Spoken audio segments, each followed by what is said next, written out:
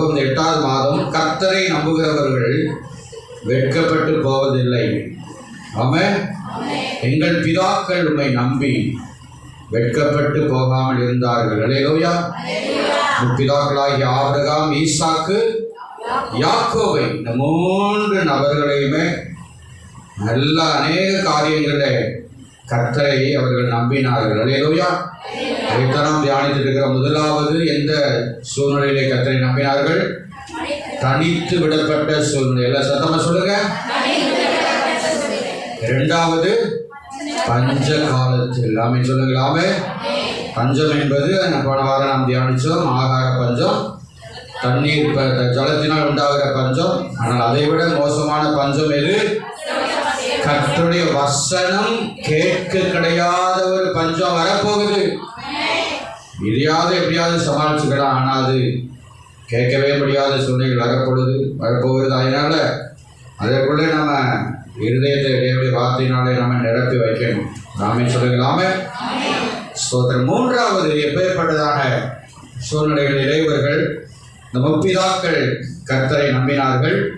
3வது சோதனை மற்றும் வேதனை நேரத்தில். எல்லாம் சொல்லுங்க. சோதனை வேதனை நேரத்தில். அல்லேலூயா.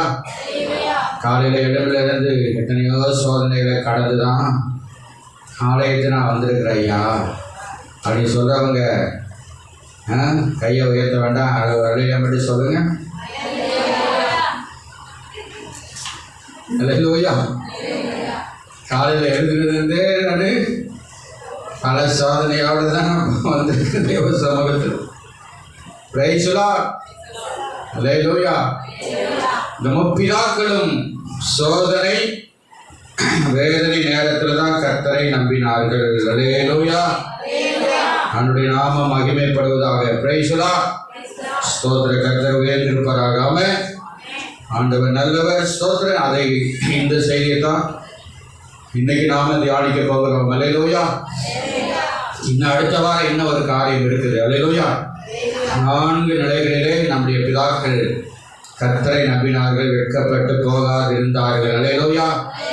இது நம்முடைய வாழ்க்கைக்கு நல்ல ஒரு படிப்பினையை, நமக்கு நல்ல ஒரு முன் உதாரணத்தை, நம்மளை இன்னும் உற்சாகப்படுத்துகிறதான தேவனுடைய ஜீவனுள்ள வார்த்தைகள். இது கைவிடாமை சொல்லலாம்.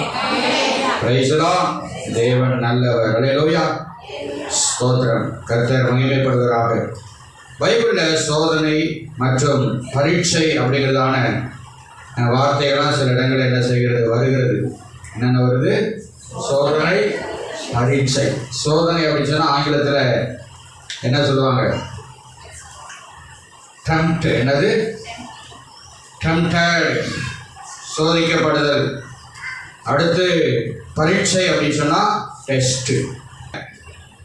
டெஸ்ட் ஏதாவது சோதனை அப்படின்னு சொன்னால் டெம்ப்டேஷன். அதனுடைய அர்த்தம் கவர்ந்து இழுத்தல், கவர்ச்சி. பேசலாம். அடுத்து சபலம். என்ன? அனுபவிக்க முடியாத ஒரு காரியத்தை என்ன ஆசைப்படுவதுதான் என்னது? சபலம். என்னது? இல்லீகல்லாம் தெரியுமில்ல? சொல்லுங்க. இல்லீகல்லாம் தெரியுமா தெரியாதா? அதுக்கு மாறாக ஒரு காரியத்து மேல ஆசைப்படுறது, கவர்ந்து இழுக்கப்படுவதுதான் என்னது? சொல்லுங்க. டெஸ்ட். டெஸ்டட் அப்படின்னா அதனுடைய அர்த்தம் என்ன? சோதனை செய்தல், பரீட்சை வைத்தல். Tested and proved to be reliable. இது சரியானதானா? அவன் படிக்கிற படிப்பு கரெக்டா? இவனுடைய தகுதி எவ்வளவோ? இவங்க வேலைக்கு போகிறதுக்கான தகுதி என்ன அப்படின்னு வைக்கிறதுக்கு தான் வைக்கப்படுகிறதா என்னது? சொல்லுங்க. கவனிங்க. இந்த முற்பிதாக்கள் சோதனை நேரத்தில், வேதனை நேரத்தில் கர்த்தரை நம்பினார்கள். நம்பினா அவர்கள் வெட்கப்பட்டு போகாதிருந்தார்கள். கையில உயர்த்தி ஆமென். அலையிலே சொல்லுங்க. கரங்களை தட்டி ஒரு அலையிலே சொல்லுங்க. எல்லா உற்சாகமா. பேசலாம். சோதனைக்கும் டெஸ்ட் பரீட்சைக்கும் வித்தியாசம் தெரிஞ்சுதான் தெரியலையா? ஓகே. கர்த்தர் நல்லவர். முதலாவது ஆபிரகாமுடைய வாழ்க்கையில வந்த சோதனைகள் என்ன? அடுத்து ஈசாக்கு யாக்கோபு வாசிப்போம். ஆதியாகமம் 16ஆம் அதிகாரம் 2ஆம் வசனம், 17 1ஆம் வசனம். ஆதியாகமம் 16:2, 17:1. சாராள் ஆபிரகாமை நோக்கி நான் பிள்ளை பெறாதபடிக்கு கர்த்தர் என் கர்ப்பத்தை அடைத்திருக்கிறார். என் அடிமை பெண்ணோடே சேரும். ஒருவேளை அவளால் என் வீடு கட்டப்படும் என்றான். சாராயின் வார்த்தைக்கு ஆபிரகாம் செவி கொடுத்தான். கவனிங்க, ஆபிரகாமுக்கு முதல் சோதனை தான் கட்டின மனைவியின் மூலமாகவே வந்தது. ஆமென் சொல்லுங்களாமே. Praise God. ஹல்லேலூயா. ஹல்லேலூயா. சோதனை ஆரம்பிக்கிறது யார் மூலமா தான் ஆரம்பிக்கும்? ஏவாள் மூலமா தான். சோதிக்கப்பட்டது யாரு சொல்லுங்க? ஆதாமா. ஆஹா, ஏவாளுமா. சோத்திரம். 75 வயசுல ஆண்டு வாக்கு கொடுத்தார் ஆபிரகாமுக்கு. இப்போ 85 வயதாகிவிட்டது ஆபிரகாமுக்கு. எத்தனை வருஷம் ஓடிடுச்சு சொல்லுங்க? 10 வருஷம் போயிடுச்சு. ஆண்டவர் சொன்னாரு, உன் சந்ததியை என்ன செய்வ, பெரிய ஜாதியாக்குவேன், ஆசீர்வதிப்பேன் அப்படின்னு 12ஆம் அதிகாரத்தில் ஆண்டவர் வாக்கு கொடுத்துட்டு போய் கடைசியா 10 வருஷம் உருண்டோடி போய்விட்டது. எத்தனை வருஷம்? 10 வருஷம். தோத்திரம். ஒண்ணுமே நடக்கல. ஆனா இந்த நேரத்துல தான் இந்த சாராய்க்குள்ள ஒரு ஐடியா வருது. ஏன்னா கர்த்தர் பேசுனது ஆபிரகாம்கிட்ட பேசினா ஆபிரகாம் கண்டிப்பா மனைவிட சொல்லியிருப்பாருன்னு நினைக்கிறேன். அல்லேலூயா. எப்படி ஒருத்தர் யாரோ பேசினாரு, எப்படி ஒரு சந்ததி நான் பெருக செய்வேன் சொல்லியிருக்கிறான்னு சொல்லியிருப்பாரா, சொல்லியிருக்க மாட்டாரா? சொல்லுங்க. கண்டிப்பா சொல்லியிருப்பாரு ஆபிரகாம். ஆமா, இந்த மாதிரி ஆண்டு சொல்லியிருக்கிறாரமா அப்படின்னு. ஆனா இப்ப பாருங்க, 10 வருஷம் ஒன்றோடி போச்சு. இந்த அம்மா திடீர்னு ஒரு புதிய ஐடியா வருது. அதுதான் ஆண்டவர் ஏதோ பேசினா சொன்னியப்பா, ஒன்றுமே நடக்கலை, அதனால எனக்கு பிள்ளை வேணும். எனக்கு தான் பிறக்கலை, அதனால அடிமை பெண் என்ன செய், அதன் மூலமாக பிள்ளையை பெற்றுக்கொடு அப்படின்னு சொன்ன உடனே சாராயின் வார்த்தைக்கு ஆபிரகாம் செவி கொடுத்தான் அப்படின்னு உடனே கேட்டிருப்பாருன்னு நம்ம நினச்சிடக்கூடாது. கண்டிப்பாக அங்கே ஏதாவது வாக்குவாதங்கள் தக்கப்போது வந்திருக்கும். அல்லேலூயா. ஏன்னா ஆபிரகாம் யாரு? விசுவாசிகளின் தகப்பன். காணாத தேவனுடைய வார்த்தையை நம்பி ஏற்றுக்கொண்டவர் இந்த ஆபிரகாம். அல்லேலூயா சொல்லுங்க. அல்லேலூயா. அதனால என்ன இப்படி பேசுற, என்ன அப்படி சொல்றாங்க? ஆகார் அவர் யாரு? ஈட்டிய அடிமை பெண். அவர் மூலமா பிள்ளையா அப்படின்னு கண்டிப்பா வாக்குவாதம் நடந்திருக்குமா, நடக்காதா? நடந்திருக்கு. ஆனால் இந்த சாராய் விடல. சிலர் ஆர்வமாக கேட்கிறாங்க, அதெல்லாம் முடியாது, எனக்கு வேணும், என்ன வேணும்? பிள்ளை வேணும். வேற வழி இல்லாம அதுக்கப்புறம் தான் ஐயா மசிச்சிட்டாரு. அதனாலதான் பழமொழி சொல்லுவாங்க, ஆவது பெண்ணால அழிவது பெண்ணால உலகத்துடைய பழமொழி. ஆனா ஆண்டைய பிள்ளைகள் மூலமா ஆகணும், அழியக்கூடாது. அலையில சொல்ல. அலையிலோயா. தோத்திரம். அப்ப பாருங்க, இந்த காரியம் ஒரு பெரிய வேதனையை, சோதனையை ஆபிரகாமுக்கு கொண்டு வந்தது. அமை சொல்லலாமே. தோத்திரம். 85 வயசுல கடந்த ஒரு வருஷத்துல இந்த அடிமை பெண் கர்ப்பவதியாகி குழந்தை பெற்றா. இப்போ 86 வயசு ஆகிவிட்டது ஆபிரகாமுக்கு. அமை சொல்லலாமே.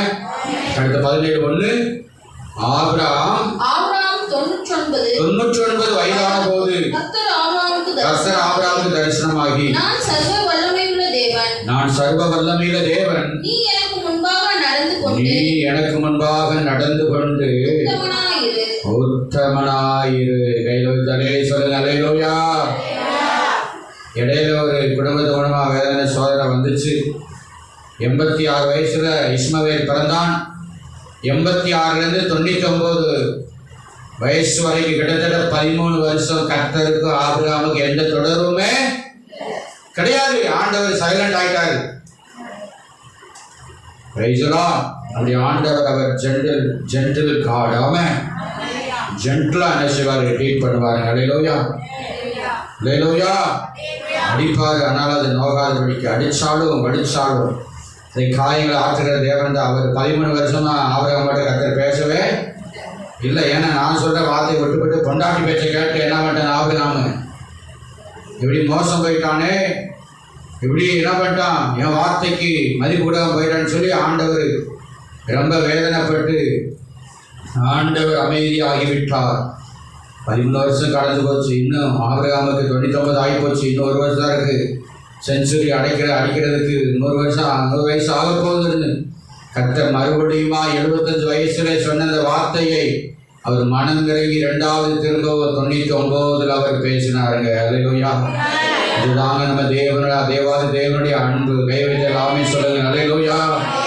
இன்னைக்கு மனுஷங்க ஒரு காரியத்தை மனசுல வச்சாங்கன்னா சாகுற வரைக்கும் நான் என்ன செய்ய மாட்டேன், மறக்க மாட்டேன், சாகுற வரைக்கும் இதை நான் இதை பண்ண மாட்டேன், அதை பண்ண மாட்டேன்னு சொல்லி எல்லாரும் பண்ணிட்டு இருப்பாங்க.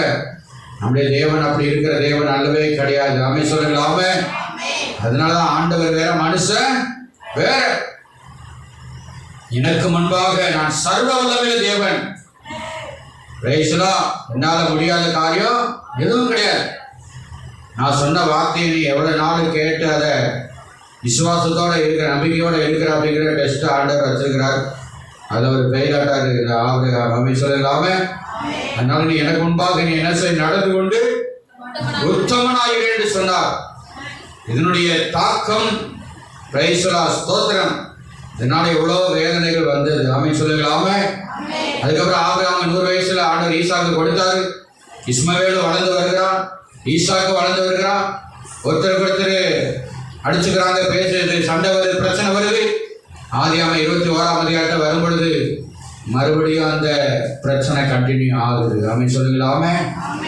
உடனே இந்த அம்மாவுக்கு சுருன்னு வந்துருச்சு, சாராளுக்கு.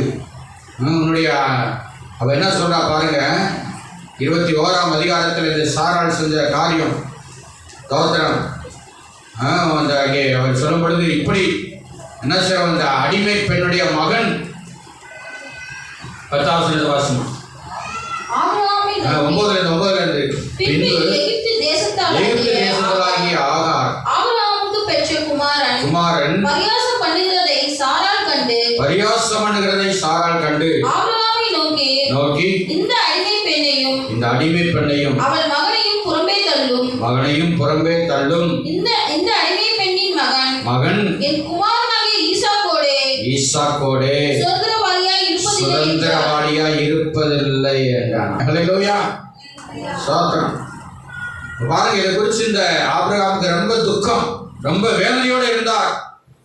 அப்படி இருக்கும்போது கர்த்தர் பாருங்க இந்த ஆபிரகாமோட பேசுறார். ஹல்லேலூயா. ஈசாக்கு இடத்துல ஒரு சந்ததி விலகு. அதனால சாரா அவனுக்கு என்ன சொல்றாளோ அது பேர் என்ன செய்யணும்.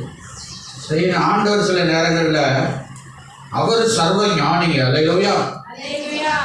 இந்த முடிவு சரியா இல்லையா அப்படிங்கிறத ஸ்தோத்திரம் நாம விளக்குறதுக்கு ஒரு சப்ஜெக்டா இருந்தாலும் மனைவி சொல்றதை கேளு அப்படின்னு சொன்னார் ஆண்டவர். அதன்படி செஞ்சு ரொம்ப வேதனையோட தாங்க முடியாத தைரியத்தை வழி இல்லாமல் தான் ஆபிரகாம் இந்த சூழ்நிலை என்ன செய்தா இருந்தார். ஆமென் சொல்லலாம. பாருங்க, இப்படிப்பட்ட சோதனை வேதனை நேரத்தில் தான் நேரங்களில் இந்த ஆபிரகாம் கடந்து சென்றார். ஆமென் சொல்லலாம. ஸ்தோத்திரம். ஆனாலும் கண்டிப்பா அந்த ஆபிரகாம் கர்த்தரை நம்பாம இல்லை. அல்லேலூயா. அவரை விட்டு விடாம இல்லை. அல்லேலூயா சொல்லுங்க. அல்லேலூயா. ஸ்தோத்திரம். அப்போ முதல் சோதனை வேதனை குடும்பத்துக்குள்ள இருந்து மனைவி மூலமாய், சில குடும்பங்களிலே புருஷன் மூலமாய், சில குடும்பங்களிலே பிள்ளைகள் மூலமாய், இன்னும் சில குடும்பங்களிலே பெற்றோர்கள் மூலமாக என்ன செய்யும் சொல்லுங்க. மனைவி சொன்னானே மனைவியை மட்டுமே போட்டு வதைக்கிட்டு இருக்கிறான், நான் கிடையாது. அதனால இப்படிப்பட்ட காரியம் தான் அங்கே ஆபிரகாமுடைய வாழ்க்கையில கடந்து போனது. குடும்பத்து மூலமான சோதனைகள். அடுத்து தேவனே இந்த ஆபிரகாமை சோதித்தார். அல்லேலூயா. 22ஆம் அதிகாரம் 1-2 வசனத்திலே வாசிப்போம். 22ஆம் அதிகாரம் 1-2. இந்த காரியங்கள் நடந்த பின்பு தேவன் ஆபிரகாமை சோதித்தார். எப்படியெனில் அவர் அவனை நோக்கி ஆபிரகாமே என்றார். அவன் இதோ அடியேன் என்றான். அப்பொழுது அவர் உன் புத்திரனும் உன் ஏக நேசகுமாரனாகிய ஈசாக்கை நீ இப்பொழுது அழைத்துக் கொண்டு மோரியா தேசத்துக்கு போய் அங்கே நான் உனக்கு குறிக்கும் மலைகள் ஒன்றின் மேல் அவனை தகன பலியாக பலியிடு என்றார். எல்லாமே சொல்லுங்க.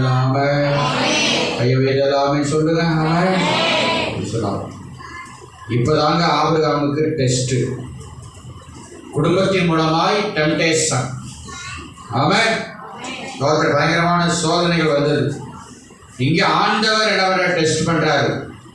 ஹல்லேலூயா, ஹல்லேலூயா. ஆங்கிலத்தில் காட் டெஸ்டட் ஆபிரகாம் அப்படிங்கிற வார்த்தை அதுல வரும். ஹல்லேலூயா. இப்போ ஆபிரகாமுக்கு தேவன் ஒரு டெஸ்ட் வைக்கிறாரு. என்ன டெஸ்ட் வைக்கிறாரு? ஸ்தோத்திரம். இப்போ 100 வயசுல ஈசாக்கு பிறந்துட்டான். அவன் நல்லா வாலிபராயத்தில் இருக்கான். பாருங்க, ஈசாக்கு பிறந்த உடனே ஆபிரகாம் தேவனோடு உறவாடுவதை நிறுத்தி விட்டார். பிள்ளையோட ரொம்ப என்ன பண்ணான், கொஞ்சம் கொலாவிட்டு இருந்தார் இந்த ஆபிரகாம். ஆமென் சொல்லலாமே. பிரேசுலாம். ஆண்டவரை மறந்துட்டார் இந்த ஆபிரகாம். ஆண்டவர் செய்த நன்மையை மறந்துட்டார். தேவன் கொடுத்த ஆசீர்வாதத்தை மறந்துட்டார். ஹல்லேலூயா. கர்த்தர் நமக்கு தருகிற நன்மைகள், ஆசீர்வாதங்கள், பிள்ளைகள், குடும்பம் எல்லாத்துக்காக ஆண்டவருக்கு நாம நன்றி செலுத்தணும். ஹல்லேலூயா சொல்லுங்க. ஹல்லேலூயா. அதனால எனக்கு எல்லாமே வந்துருச்சு, எனக்கு எல்லாமே இருக்கு, எனக்கு எல்லாமே கிடைச்சிருச்சுன்னா ஆண்டவர் அங்கோன்னு விட்டானா ஆண்டவர் அதை ஒரு நாள் ஏற்றுக்க மாட்டாங்க. அப்படின்னு சொல்லலாம. பிரைஸ்லாம். பிள்ளைகளை நேசிக்கணும், புருஷனை நேசிக்கணும், மனைவியை நேசிக்கணும். பிரைஸ்லாம். நீதான் என் உயிர். என்னது டைலாக் பேசல மட்டும் ரொம்ப உனக்காக என் உயிரையே நான் கொடுப்பேன். உயிரை கொடுத்த என்ன புண்ணியம்? நான் இந்த உயிரை எடுத்து அந்த உடம்புல வைக்க முடியுமா? அதெல்லாம் சும்மா மாய்மாலமான பேச்சு. அதெல்லாம் என் உயிரையே உனக்கு கொடுப்பேன்னு எப்படா உயிரை கொடுக்கக்கூடிய? செத்தாவது கிட்னியை கொடுத்தாவது மற்றவங்களுக்கு பிரயோஜனமாக இருக்கும். உயிரை எப்படி கொடுக்க முடியும்? மூளை சாவு அடைந்தவருடைய அந்த ஆர்கன்ஸ்லாம் என்ன செய்வாங்க? ஹார்ட் முதற்கொண்டு மற்றவர்களுக்கு வைக்கிறாங்க. அதனால் உனக்காக நான் ஒரு கிட்னியை கொடுக்குறேன்னா கூட இப்போ பிரயோஜனமாக இருக்காங்க. உயிரை கொடுக்குறேன். என்னத்தை கொடுக்குறேன் சொல்லுங்க. உயிரை கொடுக்க முடியுமா? ஆமாம், சும்மா பாருங்க. கர்த்தர் ஆபிரகாமை டெஸ்ட் பண்ணாரு. உன்னுடைய புத்திரனை தெளிவாக சொல்றாரு. உன் மகனை பலியிட்டு சொன்ன இஸ்மாவேலை கொண்டு போயிட்டு பலியிட்டு பாரு. இந்த ஆபிரகாம் நீ நேசிக்கிற உன் புத்திரன், உன்னுடைய நேசகுமாரன், எனக்கு மேல நீ உன் பிள்ளை மேல என்ன வச்சிருக்கிற சொல்லுங்க. பிள்ளைகளை நேசிக்கணும். ஆண்டவருக்கு மேல நேசத்தை வைக்கக்கூடாது. புருஷன் மேலேயோ பெண்ஜாதி மேலேயோ. ஹல்லேலூயா. பெண்ஜாதினா மதுரை பாசை பைபிளே இருக்கு, பெண்ஜாதி பிள்ளைகளோட அப்படின்னு. ஆண்டவரை நம்ம ஃபர்ஸ்ட் இடத்துல வைக்கணும். ஹல்லேலூயா. அதுக்கு அடுத்துதான் மற்றவங்க எல்லாமே. ஒரு அமைச்சருங்களாமே. கர்த்தர் நல்லவர். பாருங்க, இந்த டெஸ்ட்ல ஆபிரகாம் அந்த வார்த்தையை நம்பினார். நிச்சயமா ஆண்டவர் நரபடி கேட்கிற தேவன் அல்லவே அல்ல. ஏதோ ஒரு காரியத்தை செய்கிறாரு, டெஸ்ட் வைக்கிறாருன்னு ஆபிரகாம் புரிந்து கொண்டுதான் அதுக்குரிய ஏற்பாடுகள் எல்லாம் செஞ்சாரு. 3 நாள் பிரயாணம் பண்ணி ஆண்டவர் சொன்ன இடத்துக்கு போனார். மோரியா மலையில ஒன்றிலே ஈசாக்கை தகனபடியாய் பலியை கொண்டு போய் நல்லா தெரியும் ஆண்டவர் கண்டிப்பாக அதை செய்ய அனுமதிக்க மாட்டாரு. அப்படி செஞ்சா பிரசாதிகள் உருவாய் பேசுவாங்களே. அப்படி ஒருவேளை அவனை சர்வாங்க தகனபடியாய் போன ஜபங்களை நாம தியானிச்சோம். அவன் தகனபடியாய் சர்வாங்க தகனபடியாய் தகனிச்சாலும் அந்த சாம்பல்ல இருந்து ஒரு பிள்ளையை மறுபடியும் எழுப்பவர் வல்லமை உள்ளவர் என்பதை இந்த ஆபிரகாம் அறிந்திருந்தார். அதுதாங்க அவருக்கு ஆபிரகாம் விசுவாசிகளின் தகப்பன் என்று சொல்லப்படுவதற்கான அந்த சத்தியமான வார்த்தை இதுதான் காரணம். அல்லேலூயா. ஏன்னா ஆதாமை பூமியில் மண்ணினாலே மனுஷனை உண்டாக்கினவர், சாம்பலினாலே மறுபடியும் பிள்ளையை உருவாக்க முடியுமா? முடியாதா? அவரால் முடியாத ஒண்ணும் கிடையாதுங்க. அதனாலதான் இந்த சோதனை நேரத்திலே, வேதனை நேரத்தில், டெஸ்ட் வச்ச நேரத்திலையும் கர்த்தருடைய வார்த்தையை ஆபிரகாம் நம்பினார். வெட்கப்பட விடவே இல்லை. கையை தட்டி கட்டமைப்படுத்தப்படாம ஹல்லேலூயா. அடுத்த இரண்டாவது ஈசாக்குடைய வாழ்க்கையிலே ஹல்லேலூயா. ஆமென். ஆதியாகமம் 25 20 முதல் 23 வசனங்களை வாசிப்போம். ஈசாக்கு ரெபெக்காளை விவாகம் பண்ணுகிற போது 40 வயதாய் இருந்தான். இவள் பதான் அராம் என்னும் சீரியா தேசத்தார் ஆகிய பெத்துவேலுக்கு குமாரத்தியும் சீரியா தேசத்தானும் ஆகிய லாபானுக்கு சகோதரியுமானவன் மலடியாயிருந்த தன் மனைவிக்காக ஈசாக்கு கர்த்தரை நோக்கி வேண்டுதல் செய்தார். கர்த்தர் அவன் வேண்டுதலை கேட்டறினார். அவன் மனைவி ரெபெக்காள் கர்ப்பம் தரித்தாள். அவள் கர்ப்பத்திலே பிள்ளைகள் ஒன்றோடு ஒன்று மோதி கொண்டிருந்தன. அப்பொழுது அவள் இப்படியானால் எனக்கு எப்படியோ என்று சொல்லி கர்த்தரிடத்தில் விசாரிக்கும்படி போனாள். அதற்கு கர்த்தர் இரண்டு ஜாதிகள் உன் கர்ப்பத்தில் உண்டாயிருக்கிறது. இரண்டு வித ஜனங்கள் வயிற்றிலிருந்து பிரியும். அவர்களில் ஒரு ஜனத்தார் மற்ற ஜனத்தாரை பார்க்கிலும் பலத்திருப்பார்கள். மூத்தவன் இளையவனை சேவிப்பான் என்றார். ஆமென். கவனிங்க, இந்த இரண்டாவது ஆபிரகாமுடைய மகன் ஈசாக்குடைய வாழ்க்கையிலும் சில கஷ்டங்கள், வேதனைகள், சூழ்நிலை கடந்து தான் போனாங்க. அவன் சொல்லுங்களாமே. ஈசாக்கு கல்யாணம் ஆகும் பொழுது அது எத்தனை வயசு? 40 வயசு. அல்லேலூயா. ஈசாக்கு கல்யாணம் ஆகும் பொழுது அவருடைய தாய் இல்லை. யாரு? சாராள் மரித்து போயிட்டாங்க. ஆமென். தாய் இல்லாத ஒரு பிள்ளையா இருக்கும் பொழுதுதான் இந்த ஆபிரகாம் எலியேசர் அனுப்பி, இப்படி நீ கானானிய தேசத்தில் பொண்ணு பார்க்காத, புறஜாதிய பொண்ணை பார்த்துறாத, நீ என்ன செய், சாராளுடைய தம்பி லாபானுடைய வீட்டுக்கு போய் அங்கே போய் என்ன செய், பொண்ணை தேடி கொண்டு வா அப்படின்னு அனுப்பினார் இந்த ஆபிரகாம். அல்லேலூயா. Praise the Lord. அல்லேலூயா. எலியேசர் போய் அந்த காரியத்தை ஏற்பாடு பண்ணாரு. ஆனால் இந்த ஈசாக்கு என்ன பண்ண, சாயங்கால வேளையில தியானம் பண்ண தேவனோடு உறவாட போனாங்க. அல்லேலூயா. எப்படி ஏசப்பா வனாந்தரத்தில் போய் மலையின் மேலே ஏறி போய் அதிகாலையிலே போய் தேவனோடு பிதாவோடு அவர் ஜெபித்து கொண்டிருந்தார், அதை போல அந்த ஈசாக்கு செய்தார். ஆமே சொல்லுங்களாமே. அதுக்கப்புறம் கல்யாணம் நடக்குது. தோத்திரம் அங்கே 24:67 அங்கே ஏற்கனவே வாசித்திருக்கிறோம். அந்த ஈசாக்கு ரெபெக்காளை தன் தாய் சாராளுடைய கூடாரத்தில் அழைத்து கொண்டு போய் அவளை தனக்கு மனைவியாக்கி கொண்டு அவளை நேசித்தாள். ஈசாக்கு தன் தாய்க்காய் கொண்டிருந்த துக்கம் நீங்கி ஆறுதல் அடைந்தான். சொல்லுங்க. அல்லேலூயா. அல்லேலூயா. அல்லேலூயா. தாய் இல்லை. நான் இப்போ தாய்ங்கிற இடத்துல ஒரு தாயாக போகிற ரெபெக்காளை ஆண்டவர் தாயாக கொடுத்தார். அல்லேலூயா. அல்லேலூயா. ஸ்தோத்திரம். அதான் சொல்லுவாங்க, ஆண்களுக்கு தாய்க்கு பின், சொல்லுங்க, தாய்க்கு பின்னு யாரு? தாரம். தாய் செய்ய வேண்டிய காரியத்தை ஒரு மனைவி என்ன செய்வா? சொல்லுங்களாமே. அப்படிப்பட்ட ஒரு நிலைமையில் தாங்க இந்த ஈசாக்கு கடந்து போனான். நம்ம சொல்லுங்களாமே. இப்படி தனித்து விடப்பட்ட ஒரு சோதனை. ஆனாலும் அந்த ரெபெக்காளை தன்னுடைய மனைவியாக்கி கொண்டு நேசித்தார். ஈசாக்கு தன் தாய்க்காய் கொண்டிருந்த துக்கம் நீங்கி ஆறுதல் அடைந்தான். சொல்லுங்க. அல்லேலூயா. அதனால் மனைவிமார்கள் எந்த சூழ்நிலும் புருஷர்களுக்கு நல்ல ஆறுதல் தேடுதலாக இருந்து கர்த்தரை மகிமைப்படுத்துறீங்க தெரியும், இன்னும் மகிமைப்படுத்தணும். மனைவிமார்கள் கைவிட்டார்களே சொல்லுங்க. அல்லேலூயா. நேற்று மட்டுமாக என்ன பண்ணிடக்கூடாது, குத்திக்கிட்டே இருந்துடக்கூடாது. அல்லேலூயா. ஐயாமார்களே, நீங்களும் என்ன செய்யணும்? ஈசாக்க மாதிரி ரெபெக்காள் என்ன செய்யணும் சொல்லுங்கய்யா. நான் எப்பவுமே பேலன்ஸாக தான் பேசி பழக்கம். அல்லேலூயா. ஒருத்தரை உயர்த்தி ஒருத்தர் தாழ்த்தியெல்லாம் பேச மாட்டோம். ஆனால் எப்படியோ ஒரு வழியாக 40 வயசில் கல்யாணம் ஆகுது. இப்போ வயசு 60 ஆகி போச்சு. ஈசாக்குக்கு குழந்தை பாக்கியம் இல்லை. மலடியா இருந்தால் இந்த ரெபேக்காள் நல்ல வேளை தன்னுடைய அத்தை செய்த சாரால் செய்த தவற ரெபேக்காள் செய்யலை. ஹல்லேலூயா. பார்த்துருப்பா, கேள்விப்பட்டிருப்பா, பார்த்துருக்க முடியாது, கேள்விப்பட்டிருப்பாங்க. ஈசா கண்டிப்பாக சொல்லியிருப்பான், இந்த மாதிரி எங்கள் அம்மா சாரா அப்படி பண்ணிவிட்டாங்க, எங்கள் அப்பாவை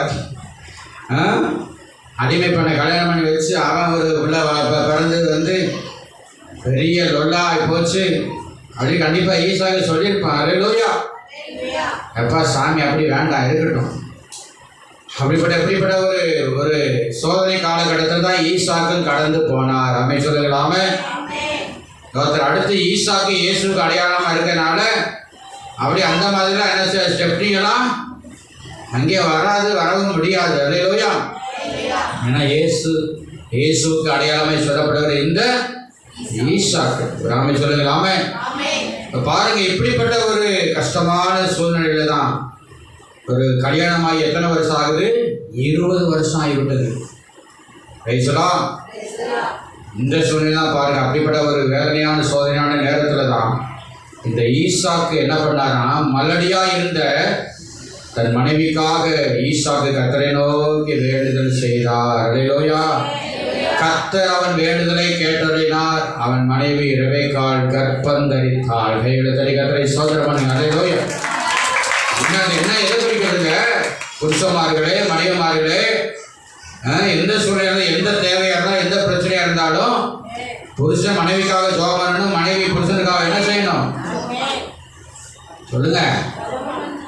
ஜெபம் பண்ணணும். ஜெபம் பண்ணதை விட்டுவிட்டு வார்த்தை சவடால எங்கேயாவது பேசிட்டு கூடாது. பேசலாம்.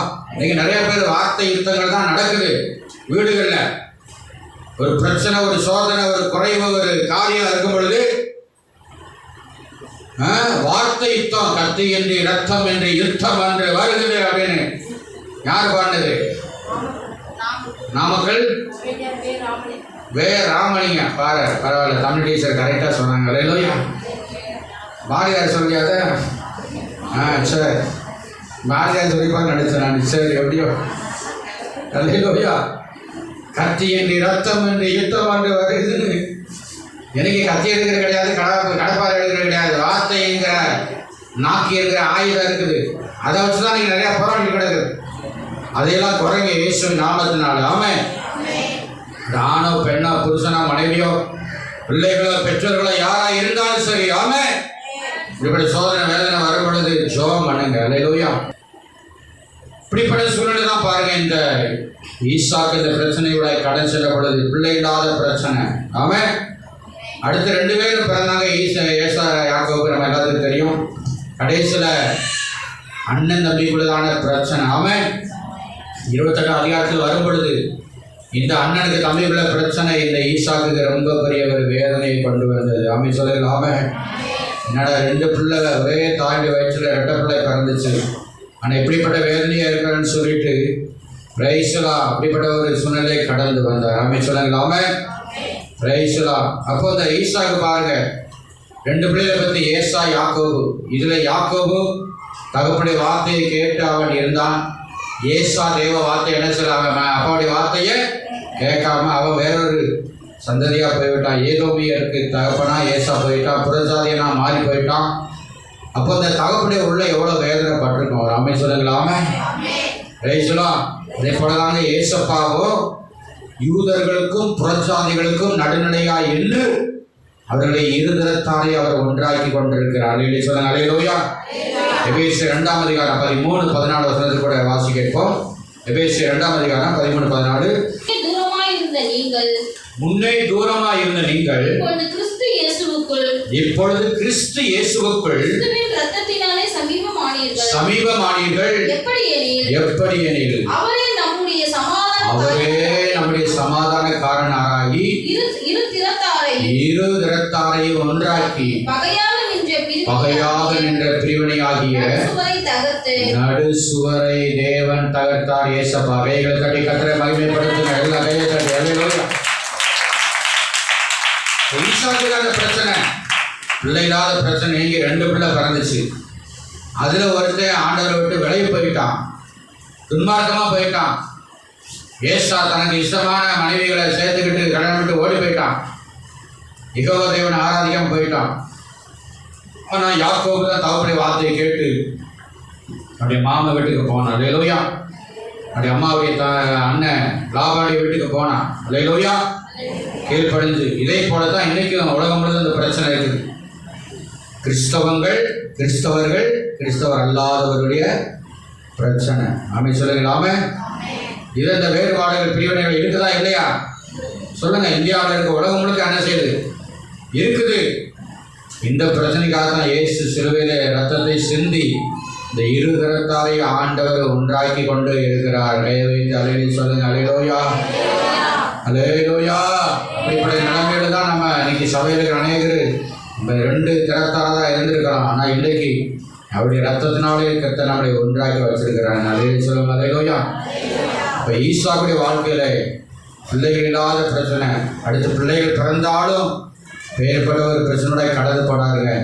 ஆனால் அந்த சூழ்நிலையில் அந்த ஈசாக்கு கர்த்தரை நம்பினார். அல்லேலூயா. அடுத்து 3வது யாக்கோபு. பிரைஸ்லா. யாக்கோபுடைய வாழ்க்கையில தான் நிறைய சோதனைய வேதனையை கடந்து சென்றார். ஆமென் சொல்லுங்களாமே. பிரைஸ்லா. 29ஆம் அதிகாரம் 16லிருந்து 18 முடிய வாசிக்க வேண்டாம். இதை மட்டும் நான் ஓரளவு சொல்லிட்டு நான் கடன் சொல்லுகிறேன். ஏன்னா இந்த இன்னைக்கு இந்த செய்தியெல்லாம் என்ன முடிச்சு ஆகும். அல்லேலூயா. அடுத்த வாரம் அடுத்த பாயிண்ட் இருக்கிறது. இதில் பார்த்தீங்கன்னா இந்த யாக்கோபு தகப்பனுடைய வார்த்தையை கேட்டு லாபான் வீட்டுக்கு போயிட்டான். போய் அங்கே வேலை செஞ்சுட்டு இருக்கிறான். ஆடுகளை மேய்க்கிறான். தன்னுடைய மாமனுடைய ஆட்டை மேய்க்கும் பொழுதே தன்னுடைய மாமாவுக்கு 2 பிள்ளைங்க லேயாலும் ராகேலும் இருக்கிறாங்க. யாக்கோபுக்கு ஃபஸ்ட்டு ஆரம்பிச்சது இதுதான். அதுக்கடுத்து பார்த்தீங்கன்னா 31ஆம் அதிகாரத்தில் 38லிருந்து 41 முடிய அங்கே அவர் சொல்லும்போது வாசிங்க அந்த வசனம் மட்டும். 38லிருந்து 38. இந்த 20 வருஷ காலமாய் நான் உன்னிடத்தில் இருந்தேன். செம்மறி ஆடுகளும் வெள்ளாடுகளும் சினை அழியவில்லை. உம்முடைய மந்தையின் கடாக்களை நான் தின்னவில்லை. பீருண்டதை நான் உம்மிடத்திற்கு கொண்டு வராமல் அதற்காக நான் உத்தரவாதம் பண்ணினேன். பகலில் களவு போனதையும் இரவில் களவு போனதையும் என் கையில் கேட்டு வாங்கினீர். பகலிலே வெயிலும் இரவிலே குளிரும் என்னை பட்சித்தது. நித்திரை என் கண்களுக்கு தூரமாய் இருந்தது. இவ்விதமாய் பாடுபட்டேன். இந்த 20 வருஷ காலம் உம்முடைய வீட்டிலே இருந்தேன். 14 வருஷம் உம்முடைய 2 குமார்த்திகளுக்காகவும் 6 வருஷம் உம்முடைய மந்தைக்காகவும் இடத்தில் சேவித்தேன். 10 முறை என் சம்பளத்தை மாற்றினீர். 20 வருஷம் யாக்கோபு கடந்து சென்ற பாதை ரொம்ப சோதனை காலகட்டத்தில் தான் போனான். ஆமென் சொல்லுங்களாமே. பிரைஸ்லா. 14 வருஷம் 2 பொண்ணுகளுக்காக, மீதி 6 வருஷம் மாமனாருக்கு சம்பாதிச்சு அதில் எப்படியோ கஷ்டப்பட்டு உழைச்சி சம்பாதிச்சு ஏதோ தனக்கு கொஞ்சம் சேர்த்து கொண்டான் இந்த யாக்கோபு. ஆமென் சொல்லுங்களாமே. இப்படிப்பட்ட ஒரு சோதனை வேதனை சொல்ல கூட தான் இந்த யாக்கோபு கடந்து போனார். ஆமென் சொல்லுங்களாமே. அதுக்கு அடுத்து தன் சகோதரனாகிய ஏசா மூலமாய் 32ஆம் அதிகாரம் 6ஆம் வசனத்து 8ஆம் வசனம் படி அங்கே இப்போ 20 வருஷம் முடிந்த உடனே இந்த யாக்கோபு என்ன பண்ணான்? தன்னுடைய மனைவிமார்ட்ட பேசி நம்ம சொந்த ஊருக்கு போயிடலாம்னு சொல்லி கிளம்பி வரும்பொழுது ஒருவேளை ஏசா உயிரோடு இருந்து என்னை பழி வாங்கிறதுக்கு நினைச்சா என்ன பண்ணுன்னு சொல்லி அந்த அண்ணனை குறித்ததான ஒரு பயவனை தொற்றி கொண்டது. ஆமென் சொல்லுங்களாமே. அந்த நேரத்தில் பாருங்க, இந்த யாக்கோபு கர்த்தருடைய உதவியை நாடினான். 32ஆம் அதிகாரம் 7ஆம் வசனத்தை மட்டும் வாசிக்க கேட்போம்.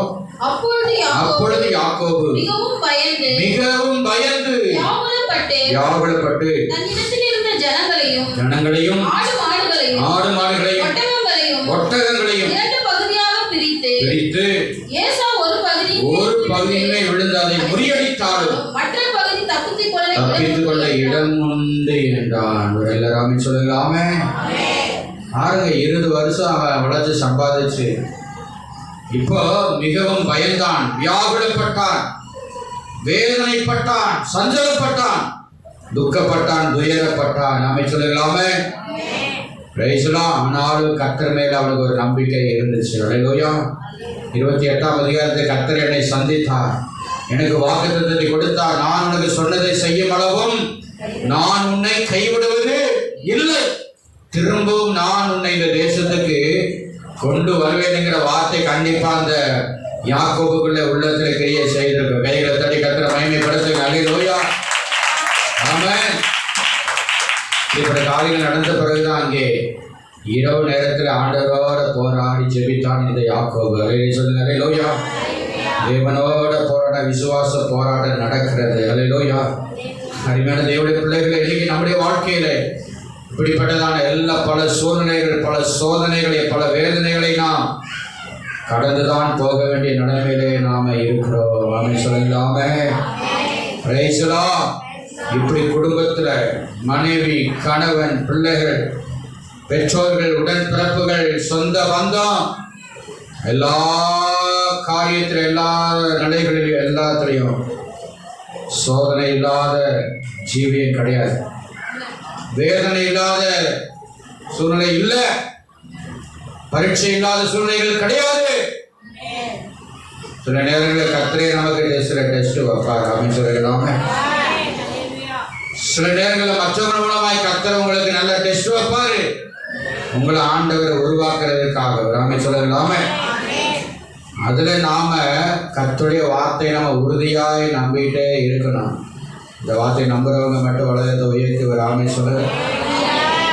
அல்லேலூயா. அதுதான் தேவன் நம்மிடத்திலே அவர் எதிர்பார்க்கிறாருங்க. அல்லேலூயா. Praise the Lord. இன்னும் சில வசனங்களை நான் சொல்லிட்டு நானே அதை சொல்லிட்டு நான் கடந்து சொல்ல. ரோமர் 12:12 நம்பிக்கையிலே சந்தோஷமாயிருங்கள், உபத்திரவத்திலே பொறுமையாயிருங்கள், ஜெபத்திலே உறுதியாய் தரித்திருங்கள். அல்லேலூயா.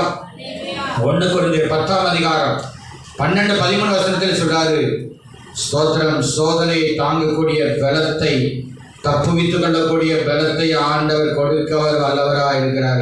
தலையிலே சொல்லுங்க. அல்லேலூயா.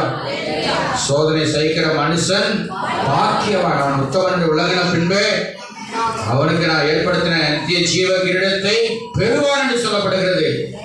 அதனால் இப்படிப்பட்ட சோதனைகள், வேதனைகள் வரும் பொழுது நம்ம ஆண்டுடைய வார்த்தையை நம்பணும் அப்படின்னு சொன்னா அது தாங்கக்கூடிய பலனை ஆண்டவர் தராரு. கையை தலையிலே சொல்லுங்க. எதை கொடுக்கிறாரு? பலனை கொடுக்கிறாரு.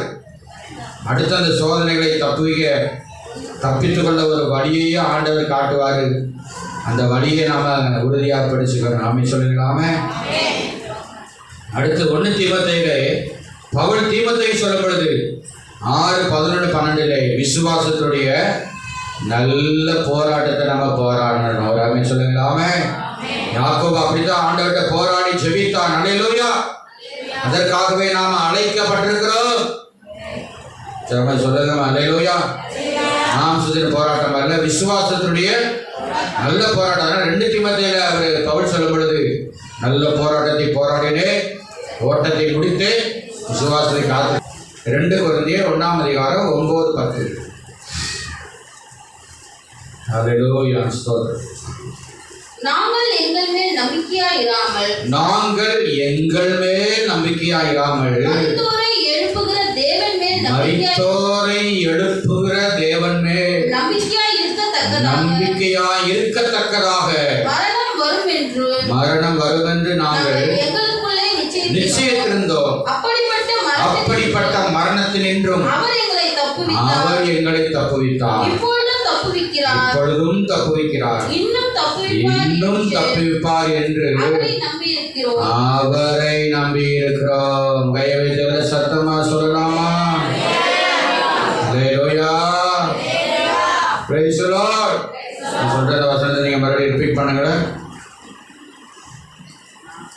அப்படிப்பட்ட மரணத்தினின்றும்